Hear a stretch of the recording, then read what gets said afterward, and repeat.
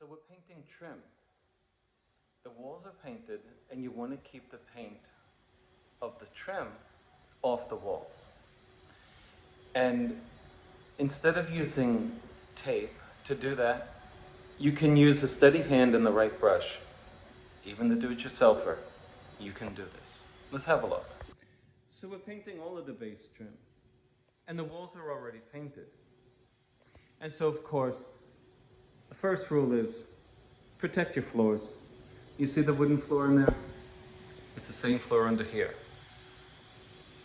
So if you have all of your floors protected, you can start now considering painting the trim. We have it brushed off. There's no dust on that. Now you could go ahead and paint the wall. You can tape the wall to isolate your trim. But that's really a lot of work, and it's literally backbreaking. And if you were so inclined to do it, you would get yellow frog tape. Okay, you see this? This is really good stuff, and it comes right off. And you could do that. You could tape the wall so that you don't pull the paint off of it. And then you could go ahead and paint your trim. But you might get paint underneath your tape. So you know, on my channel I recommend that you use clear caulking to seal the tape line so that nothing gets under it. But let's say you were a little more advanced in your skills, or you wanted to try to step up your game. You're a do-it-yourselfer. You're using your amazing product that goes on like spray. Well, in that case, you want to seal the line between the tape on the floor and your trim.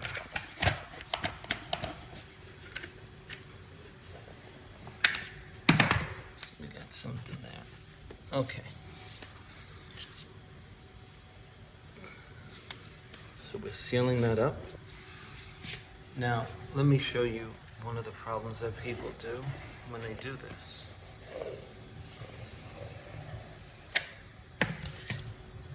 I can't believe that some people don't see this problem when they do this. You see what I'm doing here? They literally leave this in place. Do you see that? They leave this. And I'm talking about professionals. I kid you not. I kid you not. They forget to wipe off what's called the snow plow. If you live in a region where you get snow in the winter, you know what I'm talking about. The snow plow comes along and they simply push the snow out of the way. And along the side of the shovel, where they don't get, you have what appears like this, a line, right? You get the idea. Now, your bottom is sealed, but what about your top? Well, that's where the skill comes in. I'm using a 3-inch Purdy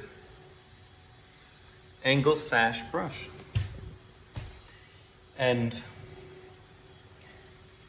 for those of you at home painting your trim, you don't want to hire a professional, right? For whatever reason. Some of these so-called professionals are so unprofessional.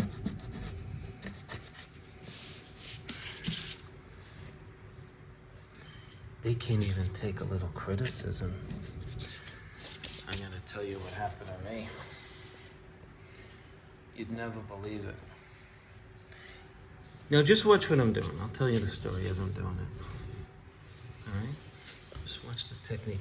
You see the tip of the brush in the middle of your screen? You see that tip right there? I'm gonna call that my pointer. When you're doing an edge like this, just pivot your brush. This way you don't pull too much paint at the end. You pivoting it. Okay, you can go back and forth in the beginning, it's just fine. Okay. It looks sloppy, but I can assure you it isn't. Now, I just dipped my brush again. The point is, in this video, to get that paint on the lip of that trim and ride the point of your brush on the top lip and make your bristles stop at the wall. Not bad for a first pass, right?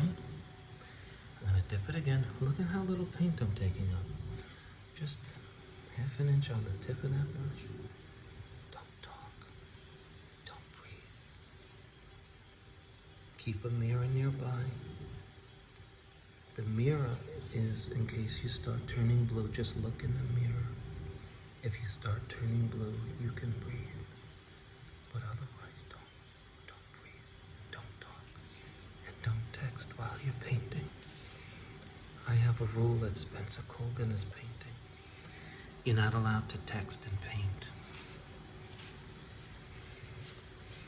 Helpers love to look at their phones. They love it. They love to tell you how great they are when they come to work for you. Oh, I'm great. I'm the best.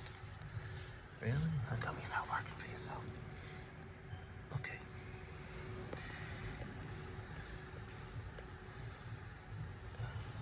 Understanding the brush and its behavior will give you success in this. It's really not rocket science. Okay? Keep that paint moving. And your lips should not be moving. Okay. See what I'm doing there? I'm just riding that brush on the top rail, so to speak, right? See that?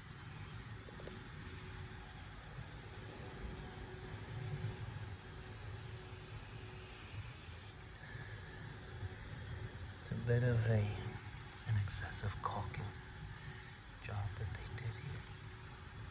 It's a bit excessive. They sort of created a profile on top of the trim with caulking. Not supposed to do that. You're just supposed to put the caulking in the joint where trim meets wall. Now, what did I want to tell you? I digressed. All right, so this is more important than what I had to tell you. All right. Now, let me just show you what's going on here. So this paint is good. It doesn't dry right away. Look at that. And it self-levels. Now, once you're satisfied that you got all the little nooks and crannies on the top lip, right? Now look how I'm holding that brush. Now, that gives me the best layout, you know? Okay, so let's recap what I've done here. Wait a second. Let me make the line level. Note how little of the brush I'm using now. I'm doing my fine finish edge. It's my finish stroke. Notice how little of the brush is actually touching. Okay? Look at the angle at which I'm holding this brush. If you do this, you'll do a good job too. Now, let's recap what I'm doing here. I'm pulling the paint in one direction now, even though you might have seen me going back and forth, back and forth. I'm pulling it in one direction, right? Because going back and forth will show in the end. It'll show. My green tape is caulked. I don't have to worry about the floor. All right, so I'm about halfway, right? Back and forth again. This is my stop point, right? I'm gonna keep that in mind because it's important. Okay. Back and forth. Get that paint in the nooks and crannies. watch this. You can go this way now. Meet in the middle. Watch this. My lift off. See that? Right there. Lift off. Boom. Don't be like a newbie and get paint pooled up here. When you do this, look what happens. See all that paint? Don't do that. Don't do that to anybody. Okay? Make sure when you're pulling a paintbrush on a corner that you're not causing pooling. Okay, almost done here. If you try to go out and get a 1-inch brush, you're wasting your time, okay? With the movement in your hands and everything, you're not gonna do a good job at that. Look, we gotta get those bristles just to ride the top. See that? Put a little more paint. Trust your stuff. Let the paint off there. Now try to bring it to the top. Watch this. Turn my brush around. Look, look, look. Oh, look at that. Look at how those bristles don't go above the trim line if you hold it right. Isn't that right?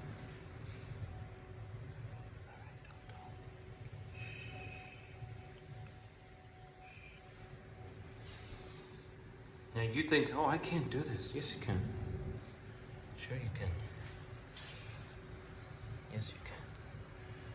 Just get those bristles. Patience. Stop saying, I can't do that.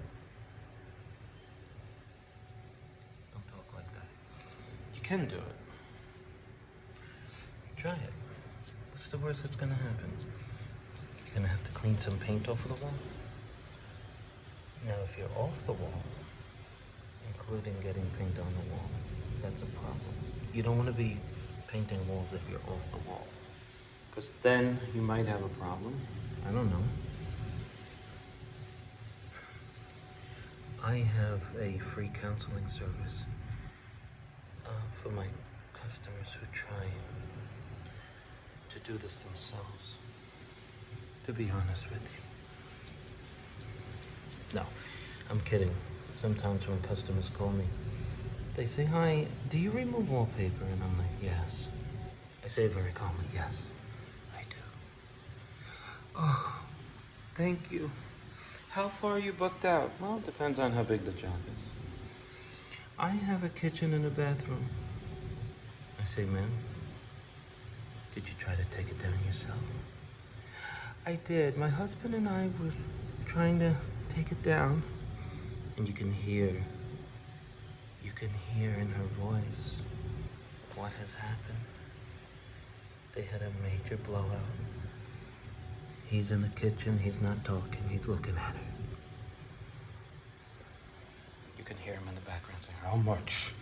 How much does he want? How much? Like that. That's what happened on my last call. How much does he want? So how much do you charge? Ma'am, you didn't even tell me how much wallpaper's gotta come down.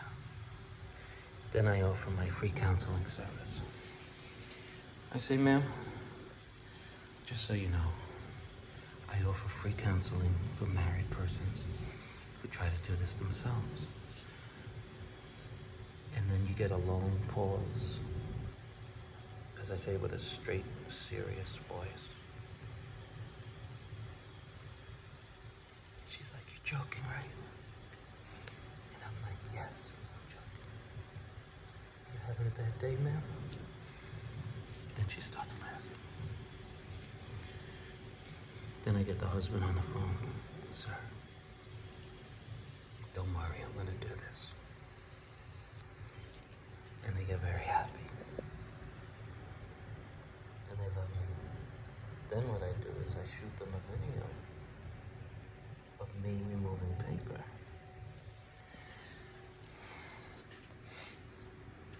Sometimes I'll tell people, okay, let me just digress. Just remind me, if anybody can just please remind me what I was gonna say.